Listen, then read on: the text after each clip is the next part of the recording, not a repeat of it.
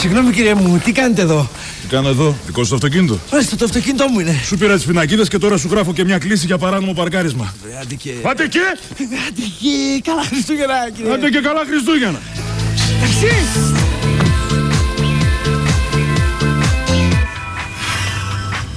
Σε μανούρκεσαι ο τύπος, τι ήθελε? Αφήστε κύριε μου, αφήστε γιατί έχω κάτι νεύρα με τον αστυνομικό. Όχι ρε, τι νεύρα ρε. Πόσο, τι να κάνω ρε, χαζός είσαι, θα χαλάσεις εσύ τη ζαχαρίνα σου και τα νεύρα σου για τον κάθε καραγκιόζη να πούμε. Στο κάτω-κάτω δες τα αισιόδοξα να πούμε. Χριστούγεννα είναι. Το πνεύμα του Χριστούγεννα. Όλοι αδέρφια είμαστε ρε παλικάρι. Λέτε κύριε μου να το αντιμετωπίσω έτσι. Βέβαια ρε, πώς θα το αντιμετωπίσω? Τι κορνάρεις ρε μα... Ναι, άντε να πούμε τράβα σπίτι σου. Τον είδες στο γελίο τι έκανε? Τον είδες?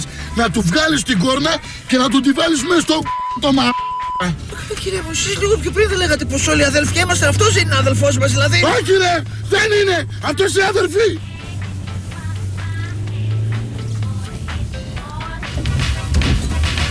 Last Christmas I gave you my heart. But the very Κύριε, κάπου εδώ κοντά στο κροπολείο όπου σας βολεύει αφήστε με. Δεν με βολεύει εδώ, θα σε αφήσω καμιά 800 μέτρα παρακάτω. 800 μέτρα παρακάτω είστε με τα καλά σας, άνθρωπέ μου. Άρα τι άρα? Άρα κύριε μου, αφήστε αυτά τα κολομεγλυφάτα όπου σας βολεύει και λίγο παρακάτω και πες σαν άντρας που φοράει πανταλόνια ρε. Εδώ θέλω, εδώ άσε με.